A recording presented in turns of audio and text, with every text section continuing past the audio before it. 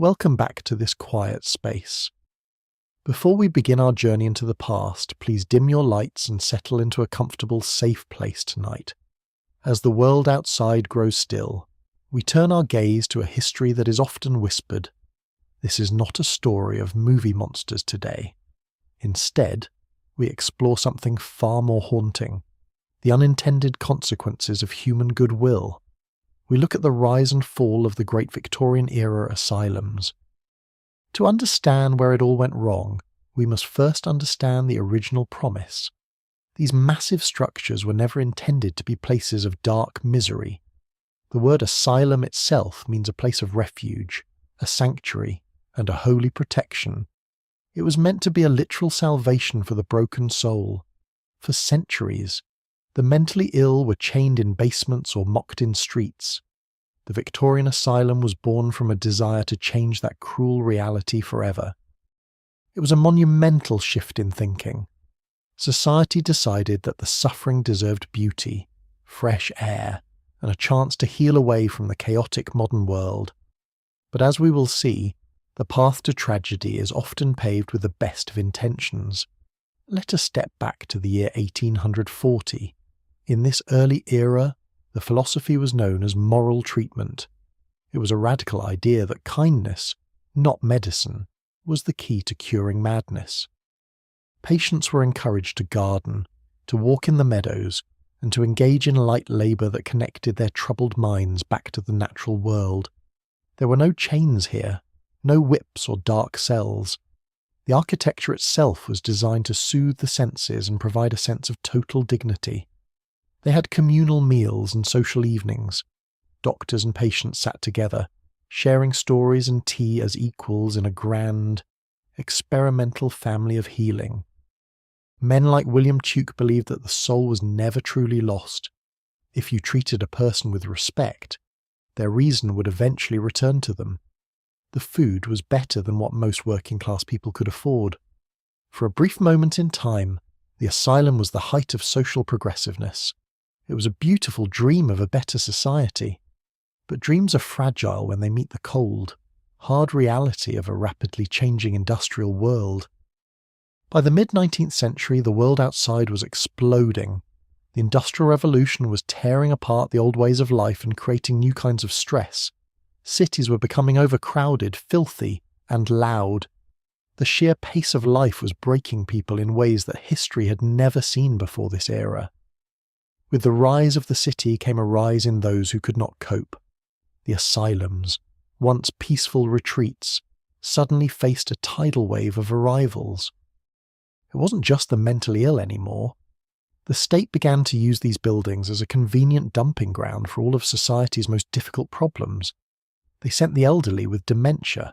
They sent the homeless who had no place else to go. They even sent the poor who were simply exhausted.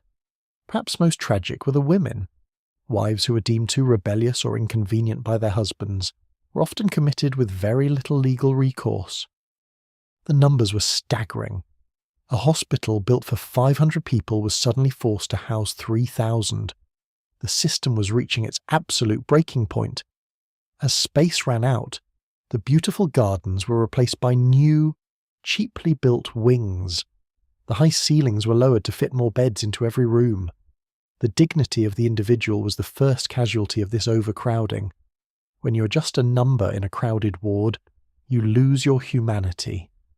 One doctor might be responsible for 1,000 patients. It became impossible to offer kindness or conversation. The mission shifted from curing to simply managing. And so, the doors began to lock. The moral treatment was abandoned because it was too slow and too expensive for such a massive, desperate population. The asylum had become a warehouse, a place where the unwanted were hidden away from the sight of a polite, advancing society that did not care. Restraint returned, not out of cruelty, but out of necessity. With so few staff, the only way to maintain order was through force and iron. The failure of the moral treatment led to a new, colder era. Doctors began to view the mind as a broken machine that needed physical intervention. This was the birth of experimental psychiatry.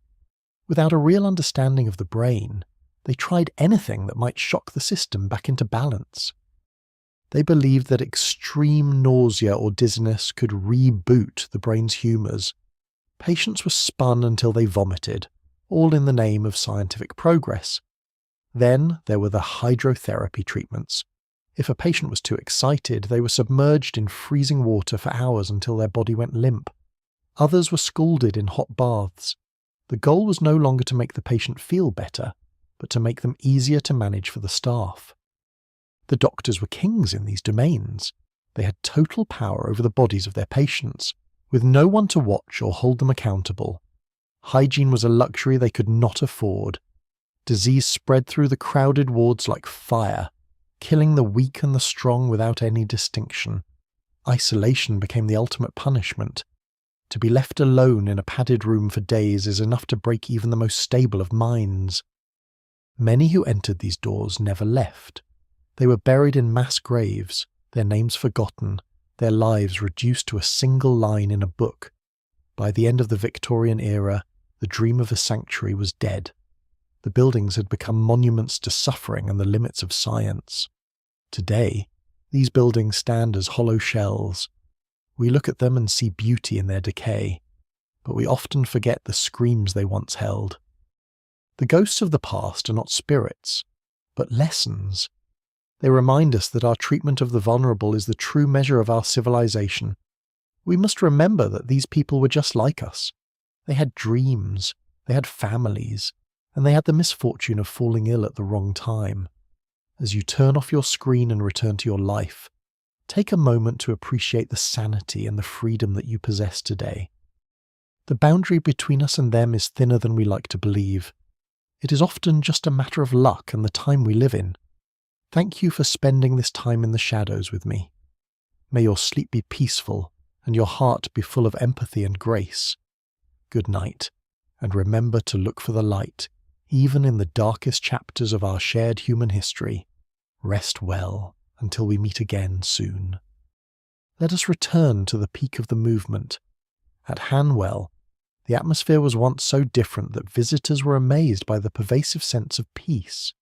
Sports and recreation were not just pastimes, they were considered vital components of a healthy mind returning to its natural, socially balanced state of being. Baking bread and preparing communal meals gave the residents a sense of purpose and a routine that mirrored the lives they had lost to illness. Art was encouraged. Every creative act was seen as a victory over the darkness of the mind, a way to express what words could not say. Faith played a role too. The chapel was a place of quiet dignity where everyone was welcome, regardless of the severity of their mental condition. The design of the grounds was a labyrinth of peace. Nature was the primary therapist, providing a rhythm that the chaotic city simply could not provide. Early records show high recovery rates. People actually went home. They returned to their families, cured by nothing more than time, safety, and human kindness. But the world would not stay still. The rail lines brought more people, more problems, and more pressure than the asylums were ever designed to handle. As poverty deepened in the urban centres, the asylum became the only safety net left for a society that was rapidly losing its traditional support systems. The gates that were once open to let the world in slowly began to lock. Security started to matter more than the freedom of the patients. The budget was stretched. Painting the walls or tending the gardens became secondary to the simple, brutal task of feeding the thousands arriving every year. Work was no longer therapeutic. It became forced labour to keep the institution running. The line between a hospital and a workhouse began to blur. The communal meals became scenes of noise and tension. The sense of family was lost in the sea of faces that no one had time to know. The refractory wards were the first to descend back into darkness. This was where the difficult cases were sent, hidden away from the public eye. Mechanical restraints returned, not because the doctors wanted to be cruel, but because they felt they had no other choice to keep the peace. Society's leaders looked the other way. As long as the mad were out of sight and out of mind, they were happy to ignore the growing horror. the narrative shifted from compassion to cost. The newspapers began to complain about the palaces for the mad, demanding that the conditions be made harsher. Violence became common, between patients and between staff and patients. In a crowded, desperate environment, the worst of human nature often comes to the surface. This was the environment that the next generation of doctors inherited. They didn't see people to be cured. They saw a problem to be solved.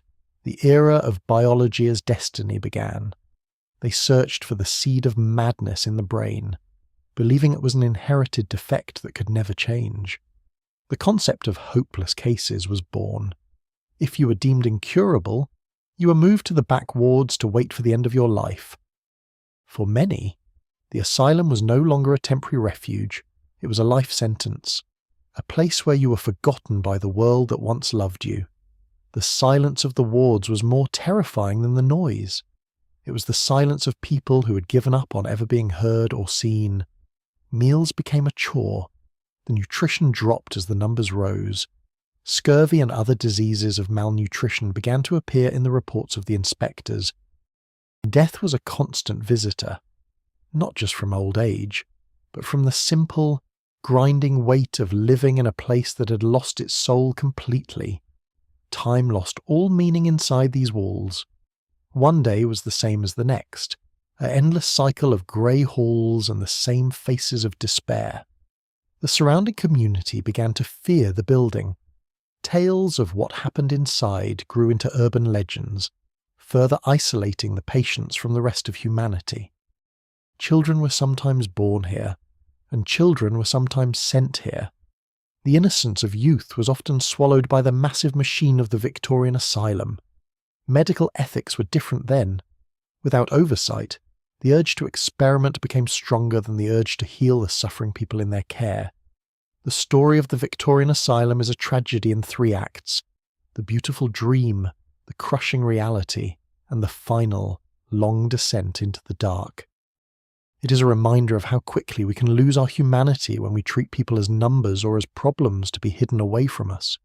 The desire for connection remains, even in the deepest madness, to be touched, to be heard, to be seen as a person.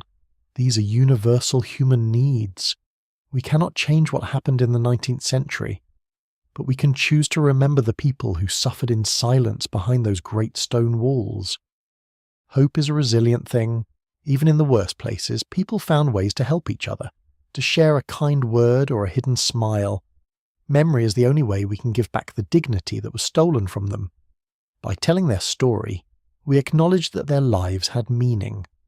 As we close this chapter, let us reflect on our own world. Are we repeating the same mistakes under new names and different, more modern excuses? The eye of history is always watching. It records our triumphs and our failures, waiting for us to learn the lessons of the past at last. Rest now, and let the weight of the story settle. The morning will bring a new light, but the shadows of the past will always remain. Goodbye for now. Sleep with the knowledge that you are safe, you are seen, and you are never truly forgotten in the long halls of time. Until we meet again in another corner of the past, keep the light of empathy burning bright in your own heart, whatever path you may take. Nature eventually reclaims everything, but the scars on the land and the echoes in the air remain as a testament to what once was there. We live in a different age, but the pressures on the human mind are just as real. Let us be kinder than the Victorians were to those who fall. A final symbol of peace, a reminder that even in the most heavy and dark places, there is always a possibility for lightness and for grace. Take a breath. You're back in the present. The journey is over, and you are safe. Carry the lesson with you, but leave the sadness behind. The story ends here for tonight, but the history continues to breathe. Good night once more, and may your dreams be light and full of sweet peace. Let us look closer at the architecture of these giants. The Kirkbride plan was the blueprint for many of these grand, sprawling wings across the Western world. Every room was meant to have a view of nature. It was believed that the eye should always rest on something living and beautiful to heal. They were built to be imposing, yes, but also to inspire awe. They were monuments to the state's supposed power to care for its most vulnerable people. But a building is only as good as the people inside it. As the staff-to-patient ratio plummeted, the grand design became a massive, terrifying prison instead. The sheer scale of the buildings became their downfall. How do you maintain compassion in a corridor that is half a mile long and filled with pain? The early reformers were replaced by administrators. They cared about the bottom line, the cost of coal, and the price of bread, not the individual soul. Conditions worsened. In the winter, the massive wings were impossible to heat. Patients huddled together for warmth on cold, damp floors in the dark, silent wards. The air that was supposed to be healing became freezing and stagnant. The sanctuary had become a tomb for the living, waiting for a spring that never came. The baths became a source of dread. Cleanliness was enforced with cold water and rough brushes, a ritual of humiliation rather than one of hygiene and care. Uniforms stripped away identity. You were no longer a teacher, a mother, or a craftsman. You were simply patient number 422 to them. People fought to be remembered. They scratched their names into the wood and stone, desperate to leave some mark that they had once existed in this world. Personal possessions were often taken away. Everything that made you, you, was removed, leaving only the shell of a person in a cold, indifferent system. They still held dances and plays in some places, but they felt like hollow performances for the benefit of the board of directors, not the actual patients. Escape was almost impossible. Even if you climbed the walls, where would you go? Society had already decided that you didn't belong in the world outside. The malnutrition made the mind even weaker. It was a vicious cycle where the body failed and the spirit followed soon after into a dark, deep abyss. As the years passed, the experiments became bolder. Without the patient's consent, new surgeries and techniques were tested on the forgotten people in the back wards. The brain was seen as a puzzle to be cracked, often with brutal and unrefined methods that left the patients permanently damaged or completely unresponsive forever. The quiet wards were often the most tragic. These were for the ones who had simply stopped reacting to the world around them, lost in their minds. It is hard to believe that this happened only a few generations ago. The architecture still stands, a physical scar on the landscape of our modern world. Most of the graves are unmarked. They are just mounds of earth now, holding the secrets of thousands of lives that were lived in total shadow. We go back to these places now with cameras and flashlights, looking for a thrill, but we should be looking for a way to honour them. There is a deep sadness in these ruins, but also a call to action. We must never allow the House of Mercy to become a cage again. The story of the asylum is a story of what happens when we lose our connection to each other as human beings, regardless of our mental health. The light always returns, eventually, but it cannot change the past. It can only illuminate the truth of what we have done and what we must learn. Every ripple is a life, every life is a story, and every story deserves to be told with respect and with a heart full of deep compassion. These were the things they brought with them, small pieces of home that they clung to in the dark, reminders of a life that once made sense. We see them in glimpses, a name in a record, a face in a photo, a shadow in a hallway. They are still here, in our collective memory. We close the book on this chapter of history, but the lessons are etched into the stone and the soil of every city we live in today. The night is long, but it is also a time for reflection. Let the weight of these words sit with you as you prepare for your own rest. Remember that your mind is a precious thing. Treat it with kindness, and treat others with the same mercy that was so often missing in the past. There is a peace that comes with understanding. We face the darkness so that we can appreciate the light. We tell the truth to heal the wounds. The fire of the story is dying down. The shadows are receding. It is time to return to the world of the living and the present day. May you find the sanctuary you need in your own life. May your heart be a place of refuge for yourself and for everyone you meet. Write your own story with kindness. Learn from the past, but do not let it haunt you. The future is a page that is still blank. Good night, sleep well, and remember that even in the deepest darkness, there is always a small, flickering light waiting to be found by someone like you. As we continue, consider the sheer scale of these asylum cities. Some were so large they had their own post offices, farms, and even railway stations. Documentation was meticulous. Every entry, every incident, recorded in endless ledgers that now rot in damp basements, holding the secrets of thousands of lost lives. Imagine the noise, the constant clatter of thousands of spoons, the murmurs of broken mines, and the occasional sharp cry echoing off these high stone ceilings. The hatch was the only connection to the world for those in solitary. A pair of eyes looking in, a tray of food sliding through the darkness. These tools of control tell a story of desperation. When compassion failed, the leather and iron took over, a physical manifestation of a system's utter collapse. Infection was the silent killer. In the 1880s, tuberculosis swept through these wards, turning a place of supposed healing into a site of rapid, mass mortality. The doctors felt helpless. They were trained to heal, but in these overcrowded halls, they were merely witnesses to an inevitable and tragic decline of life. Love did not stop at the gates. Families often wrote letters that were never delivered, their words of hope gathering dust in some administrator's desk drawer. These letters are the most heartbreaking artifacts. "Please come get me," they say. "I am better now." But the system rarely listened to those it contained.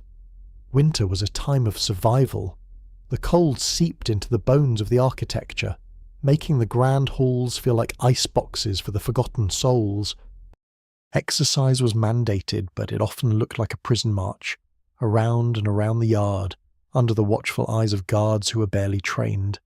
Beneath the wards, the heart of the machine hummed. Huge boilers worked day and night, yet they could never truly warm the hearts of those above. Sedation became the standard. Laudanum and other early drugs were used to quiet the noisy, creating a ward of walking ghosts who barely felt the world. The eyes tell the story, a vacant stare, a lost soul, a person whose spark was slowly extinguished by the very place meant to save them. Music once filled these rooms. Now, only the wind whistles through the broken windows, playing a mournful song on the ruins of a lost era's ideals. From above, the symmetry is beautiful, but beauty can be a mask for horror. The architecture was a masterpiece of control, designed for total and constant. The grandeur was for the public. It made the taxpayers feel good about their contribution, while the reality inside was one of peeling paint and neglected. The guards were often as trapped as the patients. Low pay and high stress led to a culture of indifference, or worse, a culture of casual. Even the pests had more freedom. In the darkest corners, the struggle for a basic meal was a daily reality for those on the lowest rungs. Chemical restraint replaced physical chains. The bottles lined the shelves, offering a temporary artificial peace that only deepened the long-term damage to the human mind. They believed they were doing the right thing, but the right thing was dictated by a lack of knowledge and a desperate need to show results. The sensory deprivation was absolute. No soft textures, no varied colours, just the endless grey of stone and the cold of the tiles beneath your feet. By the turn of the century, the asylum system was a bloated, failing machine. It was a scandal waiting to be exposed by the new century. When the reporters finally got inside, they were horrified. The palaces for the mad were revealed to be pits of despair and systematic neglect and abuse. The decline was slow. It took decades for the world to move on from this model of care, and even longer to find a better way forward. We have come so far, but we must never forget the foundation of suffering upon which our modern understanding of mental health was built over time. Honor the nameless. Remember the forgotten. Every person who suffered within these walls was a human being who deserved a much better ending than this. Look into the mirror of history. What do you see? A world that is better, yes, but a world that must always remain vigilant against coldness. Lost childhoods, lost potentials. The asylum swallowed so much more than just the insane. It swallowed the future of those who could not fight back. Even after the storm, the ruins remain. They are a permanent part of our heritage, a reminder of the fragility of our human reason and compassion. We return to the safety of our homes, but the echoes of the asylum follow us, a whisper in the back of our shared cultural memory. The Victorians were obsessed with the look of madness. They took thousands of photos, trying to categorize and define the suffering they could not actually cure. They turned pain into a spectacle. For a few pennies, the public could sometimes visit and stare at the patients, as if they were zoo animals. The stigma was the true wall. It was thicker than the stone and more permanent than the iron. Once labelled, you were effectively dead to society. The loss of family connection was the final blow. Without visitors, without letters, the patient's world shrank to the size of a single, cold, stone cell. The story of the Victorian asylum is a story of silence, the silence of the ignored, the silence of the forgotten, and the silence of the dead. Let us bridge that gap today. Let us give them our attention, our empathy, and our promise that we will do better for those who suffer. Keep your feet on the ground. Keep your heart open. The history of the asylum is a dark one, but it can lead us toward the light. Life goes on. The tree grows where the patients once walked. The past is integrated into the present, whether we choose to see it or not. Our time in the 19th century is coming to an end. We leave the shadows and the stone behind, returning to the world of the now. Time is a gift. Use it wisely. Use it to be kind, to be present, and to be a voice for those who cannot speak for themselves. The mist swallows the history, but the truth remains beneath the surface, waiting for the next person to come looking for the lessons hidden in stone. Look up. The same stars that look down on the Victorian wards look down on us tonight. We are all part of the same long story. Comfort is something we should never take for granted. Appreciate the softness of your life, and remember the hardness of the lives we have discussed tonight. The day is done. The history is told. The shadows are at rest. May your heart find the same peace that was so hard to find. Wake up to a new understanding. The journey has changed you, as all journeys should. Go forth with a deeper sense of mercy, and for every soul. The machinery of the asylum was designed to be efficient, but it lacked the most important component, the human heart that sees the person inside. The vision of the medical field was clouded. They looked through the lens of authority and fear, rather than the lens of understanding and mutual respect. The labour was endless. The wash cycle of the institution never stopped, cleaning the clothes while the spirits within grew more and more stained by the environment. Nothing was soft here, not the soap, not the sheets, and certainly not the words spoken by the overworked and undercompassionate staff to the many patients. We find these small signs of life in the ruins, a fingerprint, a drawing, a name. They are proof that the spirit can never be completely crushed. They mapped the nerves but ignored the feelings. They studied the brain but forgot about the person. It was a failure of the highest order in science. Is there light at the end of the tunnel? For many, it came too late. But for us, the light is the knowledge that we can do. Transformation is possible. We can transform these sites of misery into sites of memory and education, ensuring that the mistakes of the past are never repeated. Think of the hands that turned this handle. Hands reaching for help, hands locking doors, hands that were once full of life and now are just. Every morning brought a new day of the same struggle. The sun rose over the houses of misery just as it rose over the palaces of. The fountains of mercy ran dry. The gardens of healing became the yards of control. It is a tragedy that still echoes in the stone, and to be discharged was a miracle. But many who left were never the same, their minds forever marked by the time they spent in the Victorian. The world moved on.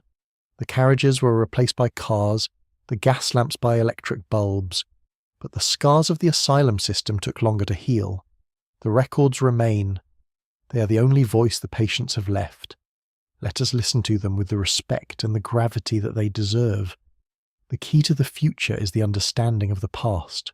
We unlock the secrets of the asylum not to shock, but to learn and grow.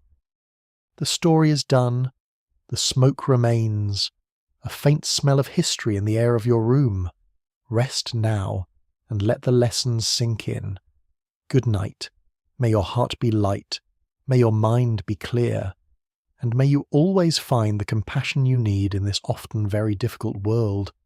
We find ourselves in the final chapter. The Tanteach of these great houses are silent now, but their presence is still felt in our modern minds. Time has a way of softening the edges of horror. The stone crumbles, the iron rusts, and the earth slowly begins to reclaim its own children. Every object left behind is a phantom, a shoe, a button, a broken plate. Each one belonged to someone who once hoped for a better life here. They were built to last forever, and in a way, they do. They remain in our landscapes as monuments to a time of profound social and medical. The days were long, the nights were longer. We can only imagine the strength it took to survive even a single week within these dark stone. The beauty of the world continued outside, indifferent to the suffering within. It is a reminder of the isolation that mental illness can so often bring. They had lives before the asylum. They had families, they had jobs, and they had a place in the world. They were not always just patients. The papers are gone, but the stories are not. They live on in the descendants, in the history books, and in the very soil of the... We finally acknowledge them. We give them back their names, their dignity, and a small place in our collective history that they were denied for so. Life is resilient. Even in the places of the greatest misery, something new can grow. It is a symbol of our ability to change and heal. We walk on the ground where they suffered. Let us walk with respect. Let us walk with the awareness that our freedom is a precious thing. The building is small in the face of the universe. Our suffering is part of a larger story, a story of a species trying to understand. You are the light bearer now, carrying the story forward, ensuring that the shadows of the past do not swallow the hope of the present or future. Let the history flow through you. Do not let it stay, but let it wash over you, leaving you with a deeper sense of empathy, and this is what was missing.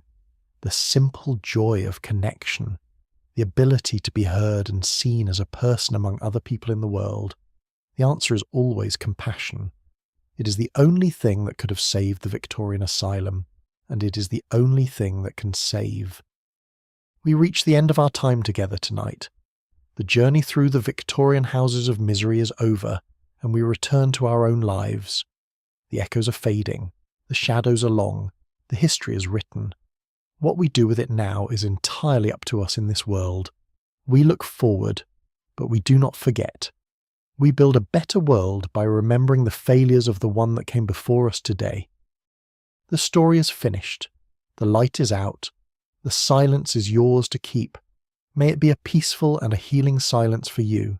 Sleep well and let your mind rest. You have faced the darkness tonight, and now you can embrace the peace and the quiet of the night. Thank you for joining me on this journey. Until next time, keep the light of kindness in your heart.